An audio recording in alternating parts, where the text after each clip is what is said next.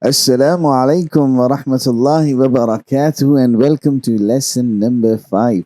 I hope that you are having a wonderful Ramadan and you've already listened to lesson number 1, 2, 3, and 4, and you have learned something from those lessons.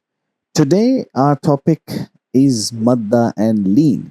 We are going to be talking about Maddah and Leen. We are going to be talking about the conditions that are attached with Maddah and Leen, and of course, we are going to follow the same pattern that we uh, have already followed in the first 4 lectures, that we are going to practice at the very end of the lecture, because practice is very important. So, without wasting any time, let's jump into the lecture.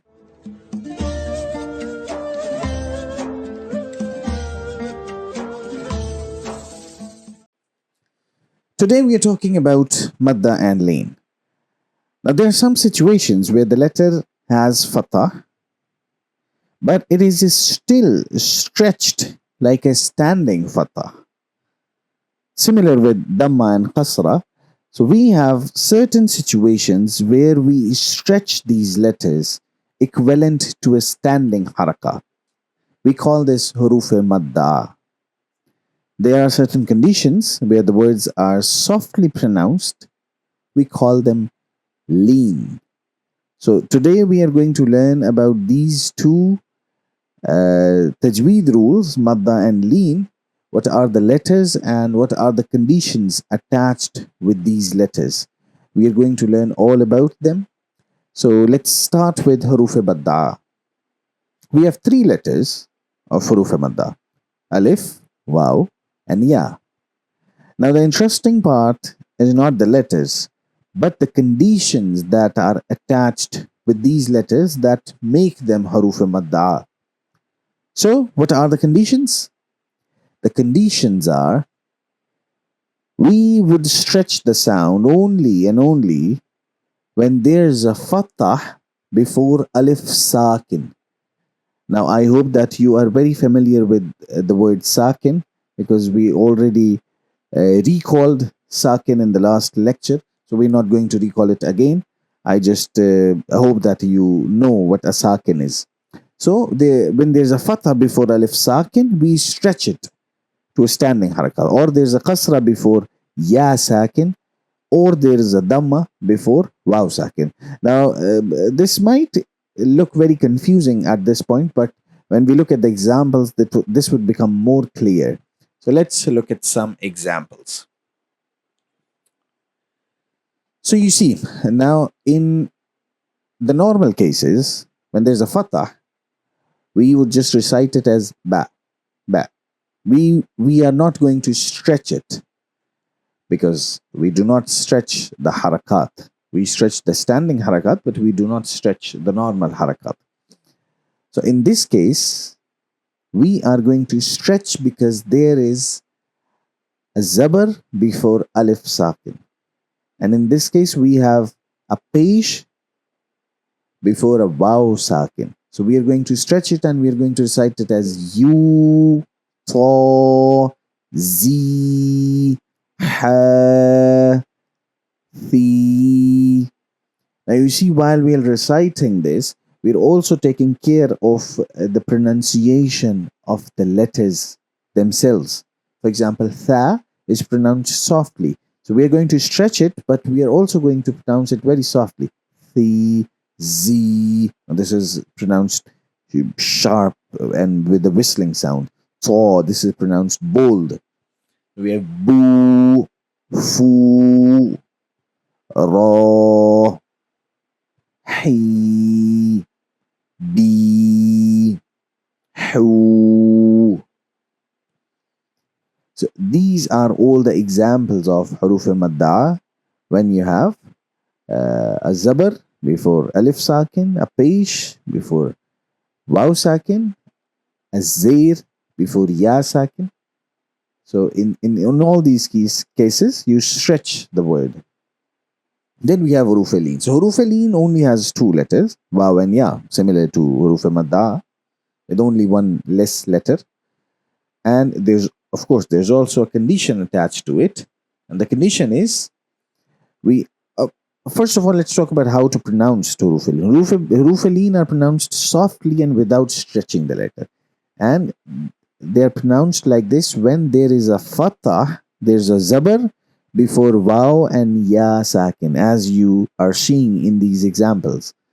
So when there's a zabar, a fatah before waw and ya sakin, then this becomes huruf al-leen.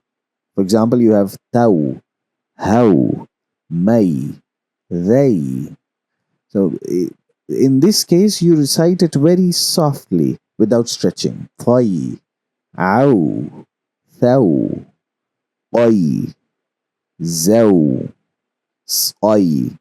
Of course, you are going to make sure that the pronunciation of the letter itself is very clear. If it is bold, you are going to pronounce it bold. If it is soft, you pronounce it soft. And if it is sharp and whistling sound, you pronounce it like that. So you are going to take care of that, but otherwise, the recitation, the pronunciation of the whole huruf al-leen is soft and without stretching. So now I want you to stop the video and spot the Maddah and Leen in these two surahs, and then I am going to talk about each and every case, and we are going to go through every verse, and then we are going to discuss the Maddah and Leen in these two surah. Okay, so let's talk about the first ayah of Surah Al-Fil. Alam tara kayfa. Now you see kayfa. You have ya sakin and a fatta before that. So it is huruf al-leen. Kayfa. How do you pronounce al-leen?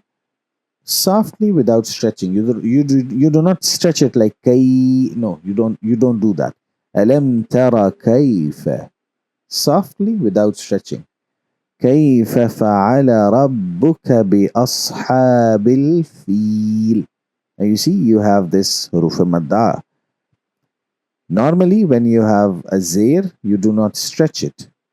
But since we have a zair before a ya sakin, we're going to stretch it. Stretch it equivalent to standing haraka. بأصحاب الفيل. ألم تر كيف فعل ربك بأصحاب الفيل.